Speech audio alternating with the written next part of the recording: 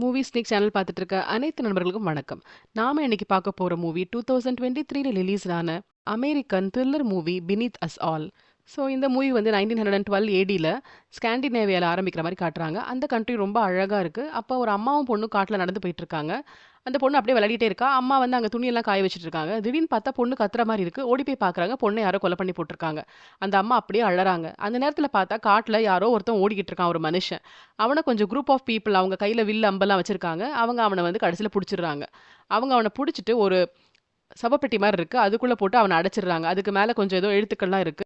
ஏதோ மந்திரம்லாம் சொல்லிட்டு அவனை வந்து கடல் வழியாவே வந்து கூட்டிட்டு அமெரிக்கா போறாங்க. அந்த இடத்துல ஒரு இடத்த செலக்ட் பண்ணி தோண்டிட்டு ப்ரேயர் பண்ணிட்டு அந்த ஆளை புதைச்சிடுறாங்க. அது மட்டும் இல்லாம அவங்க என்ன பண்றாங்கன்னா, ஒரு பெரிய செயின் அந்த ஆளோடது போல இருக்கு. அதையும் மந்திரிச்சு அங்க போட்டு வந்துடுறாங்க. ஸோ இதை காமிச்சு முடிச்ச உடனே கரண்ட் சினாரியோக்கு வந்துடுது. ஸோ இப்போ இந்த மாடர்ன் வேர்ல்டில் அமெரிக்கால அதே இடத்துல ஒரு வீடு இருக்கு. ஸோ இந்த இடத்துல வந்து பக்கத்துலலாம் நிறைய வீடுகள் கிடையாது. ஒரு வீடு இருக்கு. அந்த வீட்ல ஒரு கணவன் மனைவி இருக்காங்க. அந்த அம்மா அப்பா பார்த்தா ஒரு நார்மலா இருக்க மாதிரியே தெரியல. அவங்க 2 பேரும் ஏதோ குடிச்சுக்கிட்டு லைஃப் மேல ஒரு அக்கறையே இல்லாத மாதிரி இருக்காங்க. அப்பா எந்த வேலைக்கு போற மாதிரி தெரியல. படம் பார்த்துட்டு பீர் குடிச்சிட்டு அப்படி இருக்காங்க. அவங்களுக்கு 4 பசங்க இருக்காங்க. ஒரு பெரிய பொண்ணு 17 வயசு, அதுக்கப்புறம் ஒரு பையன் ஒரு 12 வயசு மாரி, அதுக்கப்புறம் 2 சின்ன பசங்க. ஸோ இவங்கெல்லாம் பார்த்தா ஒரே ஃபேமிலி மாரியே இல்ல. ஏன்னா இவங்க அவங்களுக்கு பொறந்த குழந்தைங்களே கிடையாது. இப்ப அமெரிக்கால குழந்தை இல்லாதவங்க, இல்லன்னா ரொம்ப கருணை உள்ளம் கொண்டவங்கலாம் வந்து, சில அனாதை குழந்தைகள நாங்க வளர்க்குறோம் அப்படின்னு சொல்லுவாங்க. ஸோ அத வந்து ஃபாஸ்டர் ஹோம் சொல்லுவாங்க. இவங்கள ஃபாஸ்டர் பேரண்ட்ஸ் சொல்லுவாங்க. ஸோ இந்த குழந்தைங்கள அந்த வீட்ல விட்டுருப்பாங்க.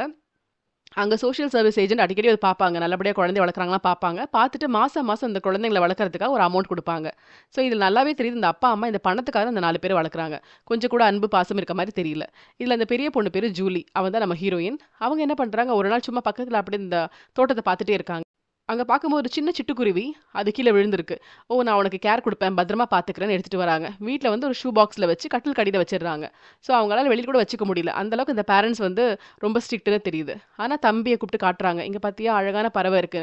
அதுக்கப்புறம் அந்த சின்ன பொண்ணுங்களையும் கூப்பிட்டு காட்டுறாங்க. "இது நம்ம வளர்க்கணும். இதுக்கு வந்து நல்லா உடம்பு சரியாக்க வைக்கணும். அதுக்கு வந்து புழுக்கள்லாம் பிடிக்கும். நம்ம அதெல்லாம் கொண்டு வந்து குடுக்கணும்." அப்படின்னு பேசுறாங்க. சரி ஓகே சொல்லி பத்திரமா வச்சுட்டு திரும்பவும் கட்டிலுக்கு அடியிலேயே வச்சிடுறாங்க. ஒரு நாள் வந்து இந்த அப்பா தூங்கிட்டு இருக்காரு. அப்ப அவருக்கு வீட்டுக்குள்ள அந்த குருவியோட சத்தம் கேட்குது. அது கொஞ்சம் உடம்பு சரியில்லாம கொஞ்சம் கத்துது. அதனால அக்காவுக்கு பயமா இருக்கு. அவ என்ன பண்றா, கட்டில் கடியில எடுத்து கபோர்டுக்குள்ள வைக்கிறா. அப்படி இருந்து அந்த குருவியோட சத்தம் கேட்குது. நம்ம வீட்ல என்ன பறவை சத்தம் கேட்குதுன்னு அவர் மேல வந்து பார்க்குறாரு. அவருக்கு செம கோவம் வருது. இது யார் கொண்டு வந்தது கேட்டு டைனிங் டேபிள்ல வச்சிருக்காரு. அப்ப எல்லாருமே உட்கார்ந்திருக்காங்க. அப்ப அந்த அக்கா சொல்றா, "நான் தான் கொண்டு வந்தேன்" அப்படின்னு. "யார கேட்டு கொண்டு வந்த?" அப்படி கேட்டா, "அதுக்கு வந்து உடம்பு சரி பண்ணணும்" அப்படின்னு. "அதெல்லாம் ஒண்ணும் தேவையில்ல. இந்த வீட்ல என்னோட ஆர்டர் மட்டும் தான் செல்லுபடியாகும். நீங்க யாரும் உங்க இஷ்டத்துக்கு பண்ண முடியாது" அப்படின்னு சொல்லிட்டு அந்த பறவைய பாக்ஸோட கொண்டு போறாரு. அத கொண்டு போய் அப்படியே தோட்டத்துல வச்சுட்டு ஒரு பெரிய கம்பி எடுத்து அப்படியே போட்டு அடி அடின்னு அடிக்கிறாரு. அது அந்த பொண்ணு எதிர்பார்க்கவே இல்ல. "ஐயோ! விட்டுருங்க" அப்படின்னு கத்துறா. அத அப்படியே சட்னி ஆக்கிர்றாரு. ஸோ அந்த அக்காவுக்கு வந்து ரொம்ப கஷ்டமா இருக்கு. அவளுக்கு மனசே வெறுத்த மாரி ஆயிடுது. அவ பாட்டுக்கு காட்டுக்குள்ள போறா. "சீக்கிரமா வந்து சேரு டின்னருக்குன்னு" கோவமா அவர் சொல்றாரு. அப்படி போயிட்டு இருக்கும்போது அந்த பொண்ணுக்கு வந்து அந்த செயின் கிடைக்குது. அந்த செயின் வந்து நம்ம லாஸ்ட்டா பார்த்துருப்போம் இல்லையா? அந்த பழைய காலத்துல வந்து அவங்க செயின் ஜபிச்சுட்டு போட்டுருப்பாங்க. அந்த செயின் கிடைக்குது. "இது யாரோடது? இது இப்படி இருக்கே!" அப்படின்னு எடுக்கிறா. அது எடுத்த உடனே அவ மேல ஏதோ பாயிற மாரி இருக்கு. ஆனா அவ அத கீழ போடாம வீட்டுக்கு கொண்டு வந்துடுறா. அத வீட்டுக்கு கொண்டு வந்ததுலேருந்தே அவள் நைட் தூங்கும்போது யாரோ பேசுற மாரியும், இங்க வான்னு சொல்ற மாரியும், ஏதேதோ கனவுகள் மாரிலாம் தோணுது. ஒரு மாரி டிஸ்டர்ப்டா இருக்கு. அப்ப கூட அவ அந்த செயின தூக்கிலாம் எறியல. நடுராத்திரி அவளுக்கு முழிப்பு வருது. அந்த செயினே அவள வழிநடத்துற மாரி இருக்கு. அப்ப அவ என்ன பண்றான்னா, அவ பாட்டுக்கு நடந்து அந்த காட்டுக்குள்ள போறா. அந்த இடத்துல வந்து எங்க அந்த சவப்பெட்டிய புதைச்சாங்களோ, அந்த இடம் தெரியுது அவளுக்கு. அவ அத ஓப்பன் பண்ணி பார்க்குறா. பார்த்தா உள்ள இருந்து உயிரோட அந்த ஆள் வரான். ஸோ எத்தன செஞ்சுரீஸ்க்கு முன்னாடி இறந்து போனானோ, அவன் உயிரோட வரான். ஆனா, அவன் வந்து ஒரு மனுஷன் மாரி இல்ல. அவனோட நாய் மாதிரி 4 கால்ல அப்படி குனிஞ்சு நிமிர்ந்து நடக்க முடியாம அப்படி இருக்கான். இவ வந்து பார்த்து பயப்படவே இல்ல. நம்ம அந்த குருவிக்கு தான் கேர் குடுக்க முடியல. இவனுக்கு கேர் குடுக்கணும்னு சொல்லி, அவன மெதுவா வான்னு சொல்லி கூப்பிட்டு இங்கிலீஷ்ல கூட்டிட்டு போறா. அதுவும் புரிஞ்ச மாரி பின்னாடி போகுது. அப்புறம் பார்த்தா கொண்டு போய் ஒரு ஷெட் மாரி இருக்கு. அது யாரும் யூஸ் பண்றதில்ல. "நீ இங்க இரு. நாளைக்கு உனக்கு சாப்பாடு கொண்டு வரேன்னு" சொல்லிட்டு போறா. இந்த சமயத்துல இந்த குழந்தைங்களலாம் பார்க்கறதுக்காக சோஷியல் ஒர்க்கர் இருக்காங்க இல்லையா? அவங்க வீட்டுக்கு வராங்க. அவங்க வரும்போதெல்லாம் இவங்க எல்லாருக்கும் நல்லபடியா ட்ரெஸ் போட்டு நீட்டா வந்து பேச வைப்பாங்க. ஸோ ஏதாவது பிரச்சனை இருக்கா என்னன்னு எல்லாம் பேசுறாங்க. அவங்கலாம் ஹேப்பியா இருக்க மாரி தான் இருக்காங்க. அதுக்கப்புறம் அவங்க அவங்களுக்கு குடுக்க வேண்டிய காச குடுத்துட்டு அவங்க கிளம்பிர்றாங்க. இருந்தாலுமே அந்த சோஷியல் ஒர்க்கருக்கு கொஞ்சம் வந்து பசங்கலாம் நடிக்கிறாங்களோ அப்படின்ற மாரி தோணுது. அண்ட் அந்த ஜூலிக்கு வந்து 17 வயசு ஆகுது. இன்னும் கொஞ்ச நாள்ல 18வது பர்த்டே வரும். அப்படி வந்துச்சுன்னா அவ காலேஜுக்கு அந்த மாரி போகணும். இனிமே இந்த வீட்லயே இருக்க முடியாது.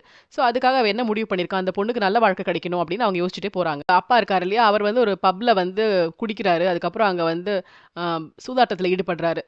அதுல வந்து நெறைய பணத்த வேற அவரு பே பண்ணணும்.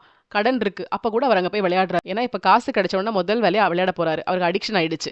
ஆனா, அதுல திரும்பவும் தோத்துடுறாரு. அங்க இருக்கவங்க கோவப்படுறாங்க. "நீ எல்லா காசையும் வைக்காம உன்ன விட மாட்டோம். சீக்கிரமா தரணும்." அப்படி திட்டி அனுப்புறாங்க. தேவையில்லாம திட்டு வாங்கிட்டு வராரு. அந்த கோவத்துல அவர் வீட்ல தான் காட்டுறாரு. ஸோ, இங்க வந்து சோஷியல் ஒர்க்கர் என்ன பண்றாங்க, நம்ம திரும்பவும் போய் இவங்கள பார்க்கணும். ஜூலி கிட்ட வந்து எந்த காலேஜ் படிக்க போறா? அவளுக்கு என்ன பிளான் இருக்குன்னு பார்க்கணும்னு நெனச்சு திரும்பவும் அந்த வீட்டுக்கு கிளம்புறாங்க.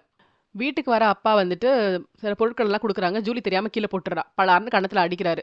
இத வந்து அந்த தம்பி பார்த்துட்டு இருக்கான். அதுக்கப்புறம் அந்த மாரி அக்காவ அப்பப்ப அடிக்கிறாங்களேன்னு அவனுக்கு மனசு கஷ்டமா இருக்கு. இந்த வீட்ல இருக்கவே பிடிக்கல. வேற வழி இல்லாம இருக்கேன்னு பேசிட்டு இருக்கான். எனக்கு பயமா இருக்கு. ஃபியூச்சர் என்னாகும்னு தெரியல. அப்படி பயப்படுறான். அப்ப அக்கா சொல்றா, "உனக்கு ஒண்ணுமே ஆகாது. நான் உன் கூட இருக்கேன்.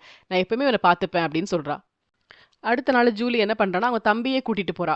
"நீ என் கூட வா ஒண்ணு காமிக்கிறேன்னு" சொல்லி அந்த இடத்துல காட்டுறா. தம்பிக்கு ரொம்ப பயமா இருக்கு. "நீ எத கொண்டு வந்து வச்சிருக்க? ஏன் இந்த ஆளுக்கு ஹெல்ப் பண்ற?" அப்படின்னு. அவனுக்கு வந்து சாப்பாடு குடுக்குறா. அவன் வந்து சந்தோஷமா அவ குடுக்குற சிப்ஸ், ஜூஸ் எல்லாமே குடிக்கிறான். "உனக்கு பேச முடியுமா? உன் பேர் என்னன்னு?" கேட்டா, அவன் பேர சொல்றான். அவன் வந்து கொஞ்சம் இங்கிலீஷ்ல கொஞ்சம் ரஃப் அண்ட் டஃப்பா பேசிட்டு இருக்கான். ஆனா வந்து தம்பிக்கு பயமா இருக்கு. "நம்ம போலாம் வா வான்னு" சொல்லிட்டு ஓடுறான். அதனால இவளும் வந்துடுறா. ஆனா ஜூலிக்கு பயமே ஏற்பட மாட்டேங்குது அவன பார்த்தா. பாவமா இருக்கு. அவனுக்கு கேர் குடுக்கணும்னு நெனைக்கிறா. அதுக்கப்புறம் பார்த்தா மறுநாள் அந்த சோஷியல் ஒர்க்கர் திரும்பவும் வராங்க. அவங்க இப்போ அந்த அம்மா கிட்ட என்ன சொல்றாங்கன்னா, "உங்க பொண்ண கூட்டிட்டு போய் கொஞ்சம் பேசணும்" அப்படின்றாங்க. அவங்க அம்மாக்கு செம கோவம் வருது. "இவ என்ன நம்மளே வாட்ச் பண்ணிட்டு இருக்கா? நம்ம மேல சந்தேகப்படுறாளோ?" அப்படின்ற மாரி. "என்ன டிஸ்டர்ப் பண்ணாதீங்க" அப்படின்றாங்க. உடனே சோஷியல் ஒர்க்கர் சொல்றாங்க, "நீங்க என்ன வெளிய அனுப்புவீங்களா? அப்படி அனுப்புனீங்கன்னா நான் ரிப்போர்ட் வேற மாரி குடுப்பேன். குழந்தைங்கலாம் உங்க கிட்ட இருக்க மாட்டாங்கன்னு." இப்படி சொன்னோனே அந்த அம்மாக்கு ஒண்ணும் பண்ண முடியல. "கூட்டு போங்க" அப்படின்றாங்க. சோ ஒரு ஹோட்டலுக்கு கூட்டிட்டு போறாங்க. அதுக்கப்புறம் நல்லா சாப்பிட வாங்கி குடுக்குறாங்க. ஜூலி வந்து வாழ்க்கையிலே பார்க்காத மாரி நல்லா சாப்பிட்டுட்டு இருக்கா. அதுக்கப்புறம் கேட்குறாங்க, "உனக்கு 18 இயர்ஸ் ஆகப்போகுது சீக்கிரமா. நீ என்ன பிளான் வச்சிருக்கன்னு?" ஆனா ஜூலி சொல்றா, "எனக்கு எந்த பிளானும் இல்லன்னு. வேலைக்கு போகணும்னு பிளான் வச்சிருக்கியா? இல்ல காலேஜ் போகணும்னு பிளான் வச்சிருக்கியான்னா, அத பத்திலாம் நான் யோசிக்கலன்னு." "சரி உனக்கு ஹெல்ப் பண்ண நான் இருக்கேன். நான் நெறைய காலேஜஸ்லாம் பார்த்து எந்த படிப்பு உனக்கு பிடிச்சிருக்குன்னு நீ சொல்லு. நான் எல்லா ப்ராஸ்பெக்டஸும் கொண்டு வரேன். நீ உட்கார்ந்து பார்த்து உனக்கு எது பிடிக்குதோ நம்ம அட்மிஷன் போடலாம். நெக்ஸ்ட் டைம் உன்ன மீட் பண்ணும்போது நான் எல்லாம் கொண்டு வரேன்" அப்படின்றாங்க. ஆனா ஜூலிக்கு வந்து படிப்புல அக்கறை இருக்க மாரியும் இல்ல. எதுலயுமே அக்கறை இருக்க மாரி இல்ல. ஆனா ஒரு ஹேப்பியான பொண்ணா இருக்கா. பட் ஒரு டெசிஷன் இல்லாம இருக்கா. அந்த சவப்பெட்டியிலருந்து வெளிய வரும்போது, அந்த மனுஷன் இருக்கான் இல்லையா? அவனுக்கு வந்து நடக்க கூட முடியாம இருந்தான். ஆனா இப்ப கொஞ்சம் இந்த சிப்ஸ், ஜூஸ் எல்லாம் குடிச்சதுல அவனுக்கு கொஞ்சம் ஸ்ட்ரென்த் வந்துருச்சு. அன்னைக்கு நைட் என்ன ஆகுதுன்னா, ஒரு கப்பிள் இருக்காங்க. அவங்க நைட் உட்கார்ந்து காரெல்லாம் அவர் கிளீன் பண்ணிட்டு சரி பண்ணிட்டு இருக்காரு. ஒய்ஃப் உள்ள இருக்காங்க. அப்போ இவர் பாட்டுக்கு பாட்டு பாடிட்டு, அந்த கார ஏதோ டிஸ்டர்ப் பண்ணிட்டு, அது மாரி சவுண்ட்லாம் போட்டுட்டு இருக்காரு. அப்போ ஒய்ஃப் சொல்றாங்க, "சத்தமா இருக்கு. அமைதியா இருங்க" அப்படி சொல்லிட்டே இருக்காங்க. அங்க பார்த்தா கொஞ்ச நேரம் கழிச்சு அவர் அப்படியே அலர்ற சத்தம் கேட்குது. அந்த ஒய்ஃப் என்னாச்சு வந்து பார்க்குறாங்க. கடைசியில அவங்களும் அலர்றாங்க. பார்த்தா இந்த ஆளு வந்து அவங்களெல்லாம் வந்து கடிச்சு தின்னு இருக்கான். அவன் மனுஷ மாரியே சாப்பிடுவான் போல இருக்கு. அவன் அப்ப தின்னுட்டு போயிட்டான். இந்த ஜூலி அவன பார்க்கறதுக்காக வந்திருக்கா. வந்து பார்த்தா, அந்த ஷெட்ல வந்து ஃபுல்லா மனித உறுப்புகள் இருக்கு. கை, காலும் பாதி பாதி பிஞ்சு இருக்கு. இத பார்த்துட்டு கூட அவ அலறி அடிச்சுட்டு ஓடல. அவங்ககிட்ட பேசுறா. "நீ என்ன பண்ண? என்ன செஞ்சிருக்கன்னு?" கேட்கும்போது, "எனக்கு எனர்ஜி இப்ப தான் கிடைக்குது. எனக்கு வந்து நீ கொண்டு வர சிப்ஸ், ஜூஸ் எல்லாம் கூட தேவையில்ல. எனக்கு இந்த மாரி ஃப்ரெஷ்ஷான ரத்தம் வேணும். அதுதான் எனக்கு ஸ்ட்ரென்த் குடுக்கும். உனக்கு புரியுதா? உனக்கு புரியுதான்னு?" அவன் கேட்கறான். அப்ப கூட அவ பயந்து ஓடவே இல்ல. அவன்கிட்ட பேசிட்டு அவ போறா கூலா. ஸோ ஜூலி என்ன பண்றா, அப்புறம் வீட்ல சாப்பிட்டுட்டு இருக்கா. அவளுக்கு வந்து சிக்கன் அதெல்லாம் இருக்கு. ஆனா அவனுக்கு சிக்கன்லாம் வேண்டாம். ஃப்ரெஷ் ரத்தம் தான் வேணும்னு சொல்லியிருப்பான். அவன் கேட்டது அவளுக்கு குடுக்கணும்னு தோணுது. அதனால தன்னோட கையே வந்து கத்தியால அறுத்துக்கிறா. அந்த ரத்தத்த அப்படியே அந்த கறி மேலலாம் ஊத்துறா. அவ பண்றதெல்லாம் அப்நார்மலா இருக்கு. அத பேரண்ட்ஸ் யாரும் பார்க்கல. "நான் இது வந்து என் ரூம் கொண்டு போய் சாப்பிடுறேன்" அப்படின்னு சொல்றா. ஸோ அன்னைக்கு நைட் அவ திரும்பவும் வந்து அவன பார்க்கறதுக்காக கிளம்புறா. "அவனுக்கு ஏதாவது கொண்டு வந்தியான்னு?" கேட்டா, அவ வந்து அந்த சிக்கன காமிக்கிறா. ஆனா அவன் கை அறுந்திருக்கு இல்லையா? அந்த கைய பார்க்குறான். "ஓ! உன் கைய கட் பண்ணிக்கிட்டியா? எனக்காக பண்ணியான்னு?" சொல்லி அந்த கைய வாங்கி அத வந்து அவன் அப்படியே நாக்கு வச்சு இது பண்றான். அப்ப ஜூலி வந்து "ஏய் விடு விடு" சொல்றா. பட் அவன் வந்து அவன கடிக்கலாம் செய்யல. அந்த ரத்தத்த மட்டும் சுவைக்கிறான்.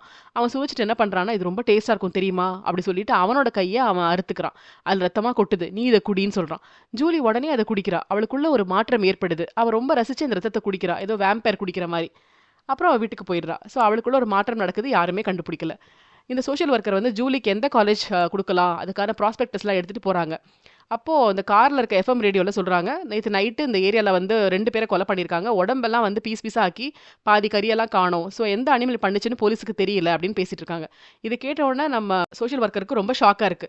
ஏன்னா அவங்க அந்த பொண்ணோட வீடு அங்க தான் பக்கத்துல இருக்கு. ஸோ இந்த கொலைகள் நடந்த இடத்து பக்கத்துல இருக்கனால இவங்களுக்கு ஏதாவது ஆபத்து வருமோ, அந்த வீட்ல நம்ம அவங்களுக்கு எச்சரிக்கை குடுக்கணும் அப்படின்னு நெனச்சுக்கிறாங்க. ஸோ அங்க போனா அந்த அம்மாக்கு திரும்பவும் கோவம் வருது. "இந்த பொம்பள எத்தன தடவ வருவா?" அப்படின்ற மாரி.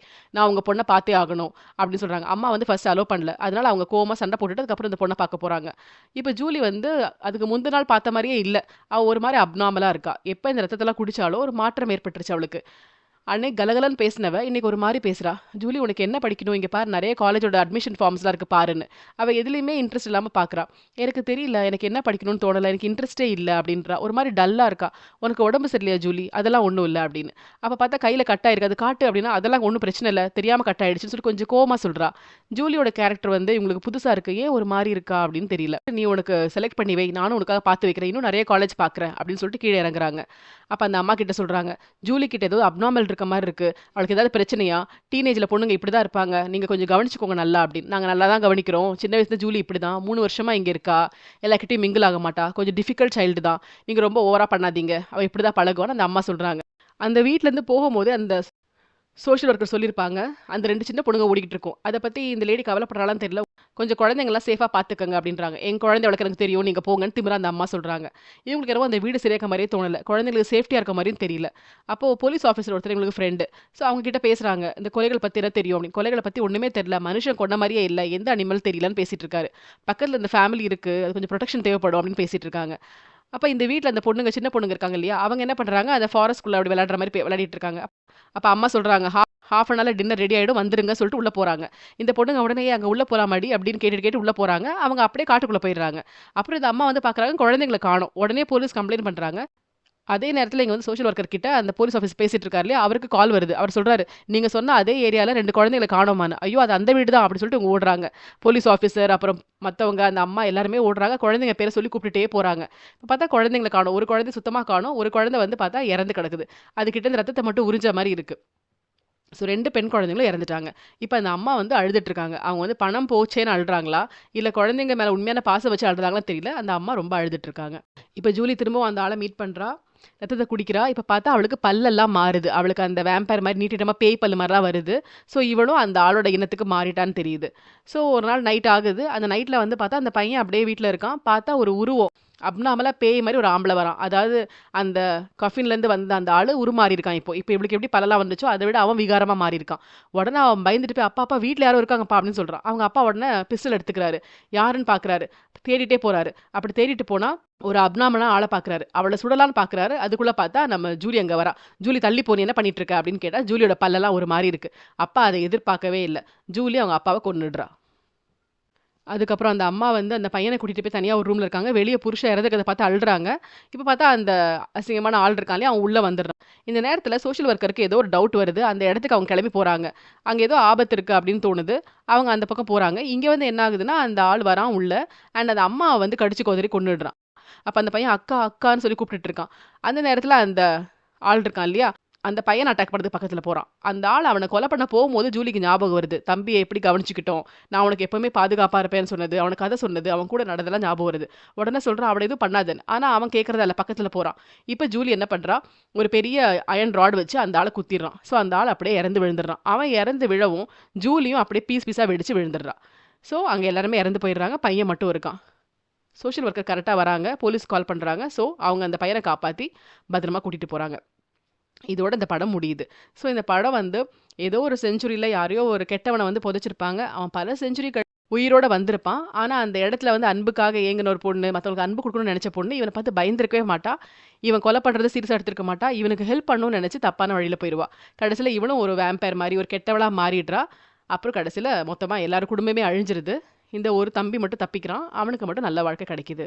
அப்படின்றதும் முடியுது. ஸோ யாருமே வந்து இது ஒரு வேம்பயர் படம் மாரி யோசிச்சிருக்க மாட்டாங்க. ஸோ ரொம்ப டிஃபரெண்டான ஒரு படமா இருந்துச்சு. இதே மாரி இன்ட்ரஸ்டிங் மூவியோட சீக்கிரம் உங்கள மீட் பண்றேன். அதுவரைக்கும் நன்றி. வணக்கம்.